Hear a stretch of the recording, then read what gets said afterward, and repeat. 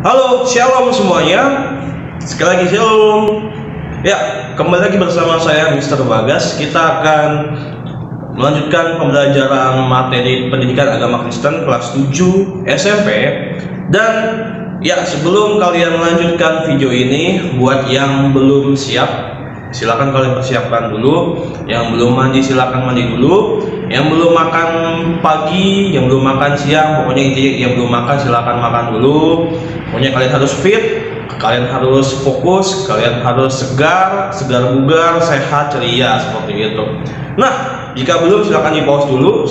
Nah, ya jika sudah silakan di play kembali. Oke. Di materi selanjutnya itu kita berbicara tentang bab 9, yaitu tantangan iman masa kini. Sebelumnya saya mengucapkan terima kasih kepada semua murid-murid kelas 7 yang telah mengikuti ujian lisan secara online seperti itu. Dan buat yang masih belum bisa jawab, ya jangan buat putus asa.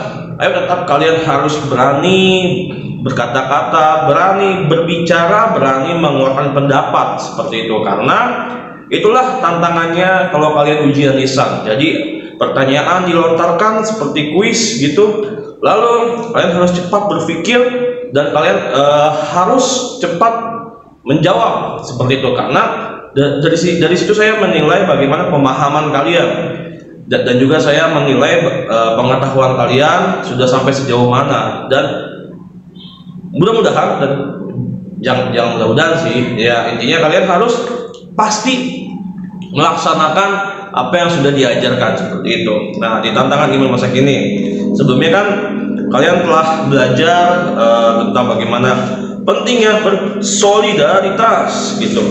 Nah, terus habis itu kalian belajar setia beribadah, berdoa, dan membaca Alkitab. Nah, jadi setelah kalian setia beribadah dan membaca Alkitab, itu memperkuat iman kalian supaya di bab 9 lah aplikasinya seperti itu, mengaplikasikan setiap yang sudah dipelajari. Oke, sebelum kita melanjutkan materi pembahasan bab 9 ini, kita akan menaikkan sebuah lagu, lalu kita berdoa, dan kita masuk ke firman Tuhan yang melandasi tentang bab 9 ini. Jadi bab 9 ini semua pendidikan agama Kristen, tiap babnya ada landasan firman Tuhannya supaya apa yang diajarkan sesuai dengan firman Tuhan. Yuk, kalian siapkan hati kalian, kita siapkan hati kita. Kita akan sebuah lagu, dan yang belum tahu lagunya silahkan belajar bareng-bareng. Pertolongan.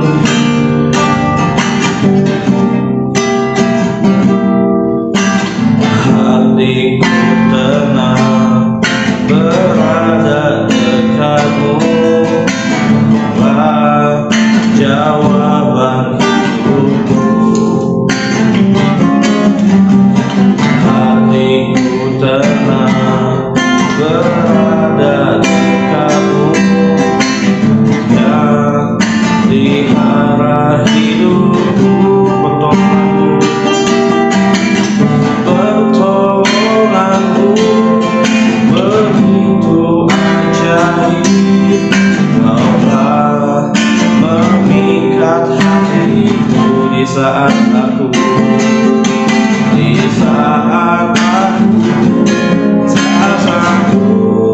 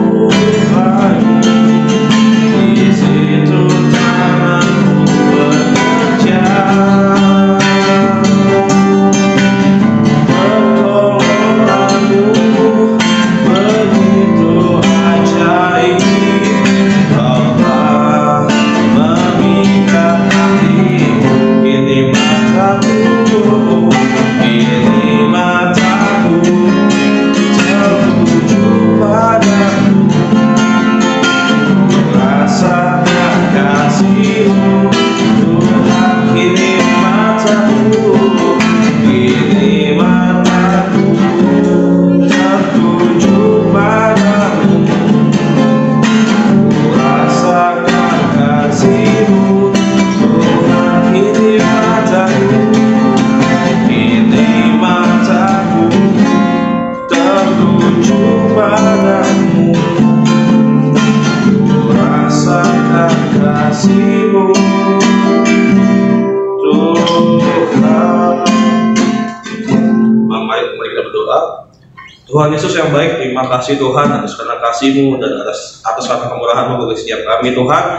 Dan tak henti-hentinya kami menyembah Engkau dan mengucap syukur atas karena kebaikan-Mu Tuhan Yesus. Tuhan, saat ini kami mau belajar materi bab 9 tentang tantangan iman masa kini Tuhan Yesus. Kiranya Engkau sertai kami dalam setiap pembelajaran ini, Kau berikan hikmat, kepintaran dan juga kecerdasan. Biarlah setiap apa yang disampaikan semuanya berkenan di hati-Mu dan semuanya tersampaikan dengan baik, dapat bertumbuh dan berbuah bagi setiap hati kami Tuhan Yesus. Ampunilah atas setiap kesalahan kami dan dosa-dosa kami Tuhan. Kami berdoa hanya di dalam nama Tuhan Yesus. Haleluya. Amin. Oke, langsung saja kalian buka firman Tuhan. Kalian siapa Alkitabnya? Itu di Mazmur 4 ayat 1 sampai 11. Nah, ini ada sedikit revisi karena di Mazmur 4 ini ya cuman sampai 9 gitu. Tidak sampai 11. Karena 3 ayat setelah itu pasal 5 seperti itu. Nah, di Mazmur 4 ayat 1 sampai 9 ini di sini menceritakan perikopnya tentang doa pada malam hari gitu. Nah, kenapa harus doa pada malam hari? Kita akan bahas ya. Oke, kita baca berbarengan. Siap? 1, 2, 3. Doa pada malam hari. Untuk pemimpin biduan dengan permainan kecapi, Mazmur Daud. Apabila aku berseru, jawablah aku. Ya Allah yang membenarkan aku. Di dalam kesesakan Engkau memberi kelegaan kepadaku. Kasihanilah aku dan dengarlah doaku. Hai orang-orang, berapa lama lagi kemuliaanku dinodai? Berapa lama lagi kamu mencintai yang sia-sia dan mencari kebohongan? Ketahuilah bahwa Tuhan telah memilih baginya seorang yang dikasihinya. Tuhan mendengarkan apabila aku berseru kepadanya. Biarlah kamu marah, tetapi jangan berbuat dosa. Berkata-katalah dalam hatimu di tempat tidurmu, tetapi tetaplah diam. Persembahkanlah korban yang benar dan percayalah kepada Tuhan. Banyak orang berkata, siapa yang akan memperlihatkan yang baik kepada kita? Biarlah cahaya wajah-Mu menyinari kami ya Tuhan. Engkau telah memberikan sukacita kepadaku lebih banyak daripada mereka ketika mereka kelimpahan gandum dan anggur. Dengan tenang aku mau membaringkan diri lalu segera tidur, sebab hanya Engkau lah ya Tuhan yang membiarkan aku diam dengan aman. Sama-sama katakan amin. Nah, dari perikopnya ini kita terdapat sebuah pertanyaan doa pada malam hari kayak gitu. Kenapa kita harus berdoa di setiap malam hari? Karena pada saat malam harilah kita harus berjaga-jaga seperti itu. Pada saat malam hari tubuh kita benar-benar butuh istirahat, dan tubuh kita benar-benar dari yang sudah melakukan aktivitas kegiatan selama seharian itu kita perlu yang namanya istirahat. Nah, di dalam istirahat inilah segala macam bentuk kelemahan, entah itu ada, kalau kalian datang ke medan perang atau medan pertempuran, itu kadang ada serangan dadakan malam hari gitu. Kadang kelengahan itu pada malam hari itu ada gitu. Karena di saat tubuh kita itu benar-benar sudah lelah dan tidak berdaya seperti itu. Nah, apalagi terkadang suka kita bingung. Ada orang yang kurang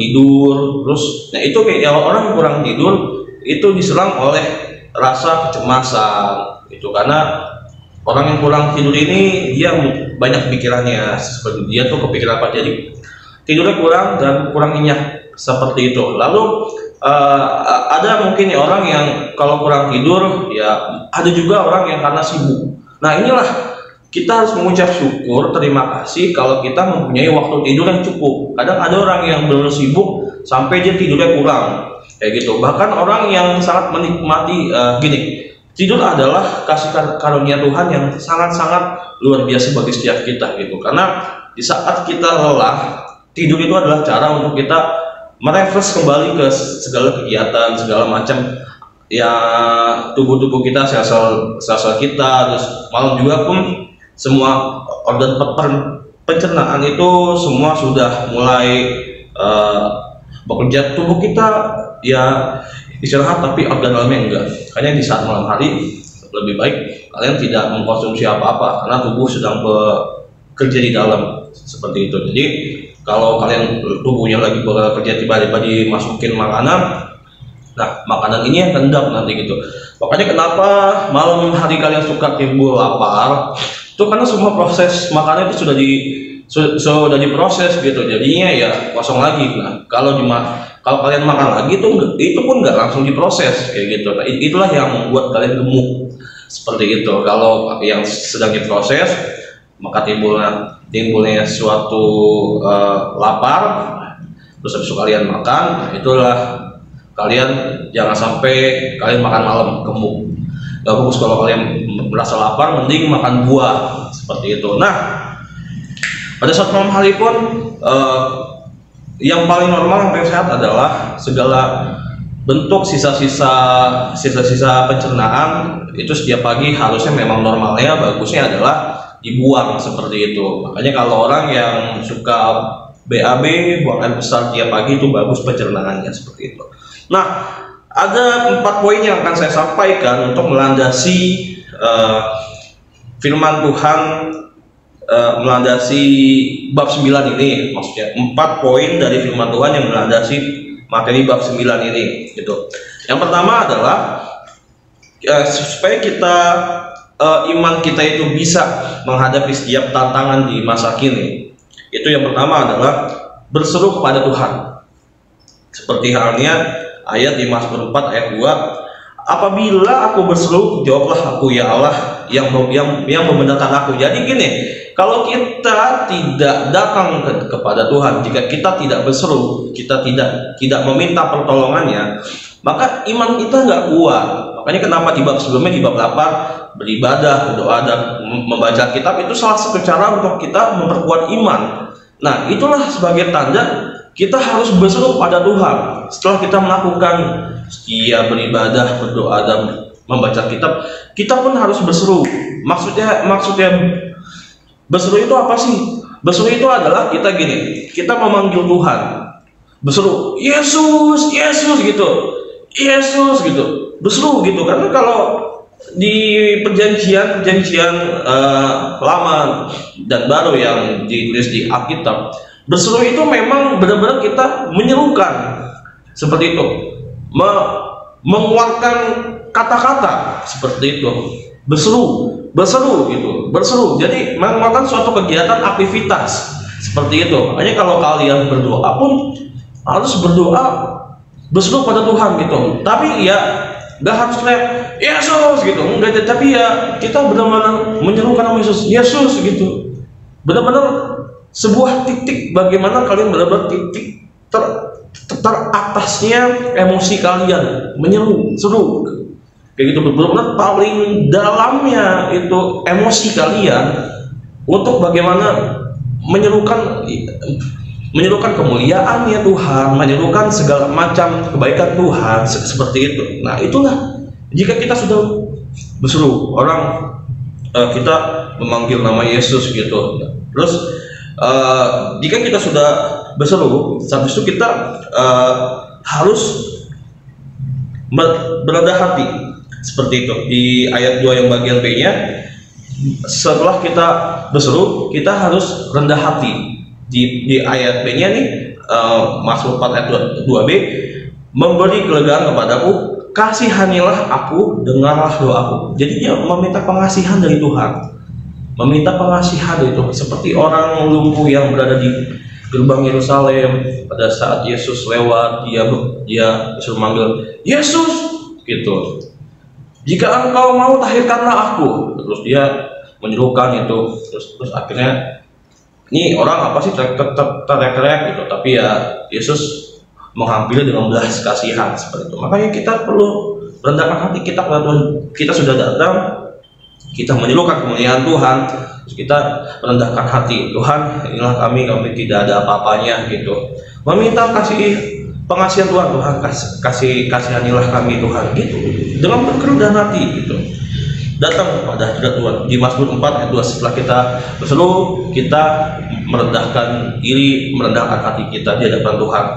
Poin yang kedua adalah Kita harus jauhi duniawi. Ini ada di ayat 3 dan 5. Di ayat 3 yang B-nya, berapa lama lagi kamu mencintai yang sia-sia dan mencari kebohongan? Ini tuh identik dengan keduniawian gitu. Karena segala hal yang ada di dunia ini adalah hal yang fana, sia-sia. Mencintai hal yang sia-sia, mencintai hal yang fana itu adalah suatu ya buat apa gitu? Maksudnya ya sia-sia gitu. Sia-sia gitu. Jadi ya contohnya kayak kalian mencintai dunia ini, mengikuti tren zaman, tapi kalian memaksakannya seperti itu adalah suatu hal yang sia-sia. Contohnya gini, jika kalian ada orang yang nggak mampu nih, tapi yang lain udah punya handphone baru gitu, handphonenya yang baru-baru, iPhone 12, iPhone 11, terus kalian masih pakai Android, terus iri gitu. Nah itu kalau kalian melihat teman kalian iri, terus teman-temanku HP ku baru, mengikuti tren dunia gitu, aku juga punya baru. Yang ada kalian berkecil hati, minder seperti itu. Terus teman-teman kalian punya motor, terus nongkrong main apa, terus kalian di rumah aja. Yang ada malah minder, ya. Terus kalian nggak bisa seperti mereka, sia-sia gitu. Karena kita harus mengucap syukur gitu. Apa yang kalian punya itu harus mengucap syukur. Terus kalau misal bagaimana kalian sudah mengikuti tren dunia gitu. Nah, jika kita mampu, kita bisa membeli segalanya, kita bisa berbuat segalanya. Ingat, itu semua hal yang sia-sia. Kita harus memakai hikmat kita untuk melakukan sesuatu dan untuk memiliki segala sesuatu. Nggak perlu handphone bagus kalau kalian masih bisa pakai yang apa yang ada, tapi itu luar biasa kalian pakainya dimanfaatkan lebih baik. Mempunyai karya, contohnya kalian punya handphone Android biasa tapi hasil videographer kalian bagus, editing video kalian bagus, terus foto kalian bagus, apa itu justru malah lebih membaguskan dibandingkan punya handphone yang bagus tapi kalian cuma pakai buat main game doang, tapi tidak memaksimalkan apa yang ada pada handphone itu. Justru itu hal yang sia-sia seperti itu. Kalian harus penuh hikmah. Jadi orang yang nggak punya apa-apa harus bersyukur, terus orang yang sudah mempunyai apa-apa harus berhikmat seperti itu. Lalu ada di yang ayat 5-nya, jangan berbuat dosa. Pokoknya segala sesuatu yang di duniawi, hal duniawi, kalau kalian tidak melandaskannya dengan iman dan hikmat di Tuhan, kalian rawan terjerumus dalam dosa seperti itu. Seperti kalian tadi yang punya handphone bagus, terus malah digunakan hal yang enggak buat apa gitu. Poin yang ketiga, memberikan yang terbaik. Sepertinya ini ada di ayat 6. Persembahkanlah korban benar dan percayalah kepada Tuhan. Jadi kita harus mempersembahkan seluruh kehidupan kita itu harus yang terbaik buat Tuhan. Kalau kalian berdoa yang terbaik. Kalau kalian menyanyikan dengan yang terbaik. Kalau kalian membaca kitab, luangkan waktu kalian untuk membaca kitab dengan baik seperti itu. Jika kalian diberikan suatu kesempatan untuk melayani, untuk berdoa, untuk menyanyi, untuk apapun, kalian harus mau dan memberikan yang terbaik. Jangan minder, aku nggak bisa, aku apa, jangan seperti itu. Dan yang poin terakhir adalah di ayat 9, jangan tenggelam aku mau membandingkan diri lalu segera tidur. Ini identik dengan yang namanya bersyukur. Jadi kalian harus penting sekali yang namanya bersyukur. Segala sesuatu yang kita jalani penuh dengan syukuri, dan segala sesuatu ini jika kita sudah syukuri itu terasa indah, tenteram, damai, dan nikmat. Nah, di bagian A-nya, pengantarnya gini.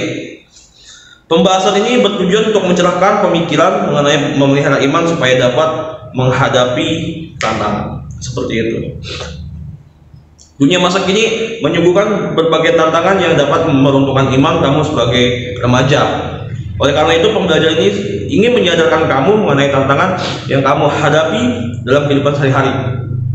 Selain itu, pembelajaran ini juga akan memberikan arahan bagaimana kamu bersikap dalam menghadapinya supaya kamu terus bertumbuh sebagai orang beriman.